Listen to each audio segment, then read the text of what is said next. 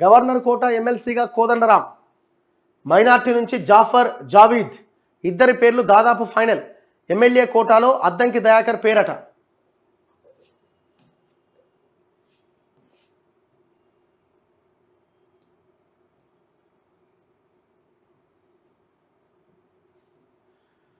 Governor కోటాలో ఖాళీగా ఉన్న 2 ఎమ్మెల్సీ స్థానాలకు కాంగ్రెస్ పార్టీ ఇద్దరి పేర్లను దాదాపుగా ఖరారు చేసింది.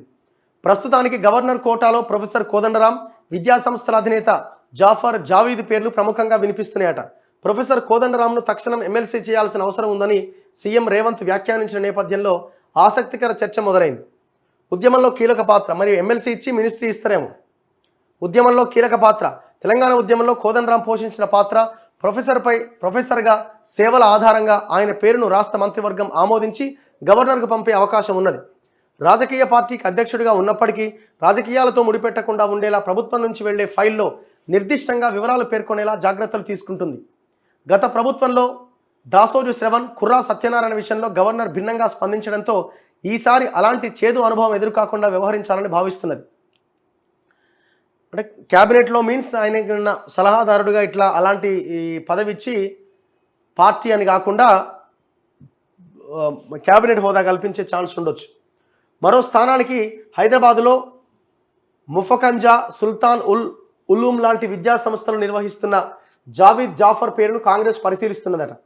రాజకీయాలతో సంబంధం లేని వ్యక్తి కావడంతో విద్యారంగం తరపున ఆయన్ను ప్రతిపాదించాలనుకుంటున్నది. గవర్నర్ తమిళిసై గారు ఆమె అసలు నిర్ద్వందంగా తోసిపుచ్చుతున్నారు. మొన్న దాసోజుది ఆయన సత్యనారాయణ అదే ఈయన ఇల్లేం సేవలు చేసిరండి, ఇళ్ళకెందుకు ఇవ్వాలి ఎమ్మెల్సీ అని పక్కన పడేసింది ఫైల్. గతంలో కౌశిక్ రెడ్డి అదే పని చేసింది. సో దీంతో జాగ్రత్త పడుతున్నారు, ఇష్టం వచ్చినట్టుగా ఇస్తే ఆమె ఫైల్ పక్కన పడేస్తున్నదని.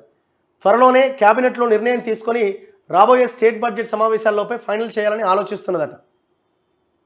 దాంతోపాటు మన రేవంత్ రెడ్డి కూడా చెప్పడం జరిగింది, ఒక మైనార్టీకి మేము మంత్రి పదవి ఇవ్వాలి, ఎవరికి ఇవ్వాలి అన్న దాంట్లో ఆలోచిస్తున్నామని. మంత్రివర్గంలో ఒక మైనార్టీ వ్యక్తిని ఉంచాలనే కాంగ్రెస్ విధానం. ప్రమాణ స్వీకారం చేసిన 11 మందిలో మైనార్టీలు లేరు. ఇంకా 6 మంత్రి పదవులు భర్తీ చేయాల్సి ఉన్నందున కీలకంగా మారింది. మాజీ మంత్రి షబ్బీర్ అలీ, మాజీ ఎంపీ అజారుద్దీన్, ఫిరోజ్ ఖాన్, మస్కతి అలీ తదితరులను ఎమ్మెల్సీలను చేయడం పైన పార్టీలో చర్చ జరుగుతున్నదట. కానీ వీరంతా ప్రత్యక్షంగా రాజకీయ పార్టీలతో సంబంధాలు ఉన్నవారు కావడంతో గవర్నర్ కోటా నుంచి ఎంపిక కావడంలో ఇబ్బందులు ఉన్నాయి. ఈ స్థానానికి నామినేటెడ్ కోటానా, ఎమ్మెల్యే కోటా నుంచా, స్థానిక సంస్థల కోటా నుంచా అనే చర్చలు పార్టీలో జరుగుతున్నాయట. ఇంకోవైపు అద్దంకి దయాకర్, చిన్నారెడ్డి అసెంబ్లీ ఎన్నికల్లో టికెట్ ఆశించిన ఇతరుల కోసం త్యాగం చేయడంతో వీరికి అవకాశం కల్పించాలని ఏఐసీసీ నేతలు బలంగా భావిస్తున్నట్టు సమాచారం అట. సో మరి ఏమైందన్నది చూడాలి నెక్స్ట్.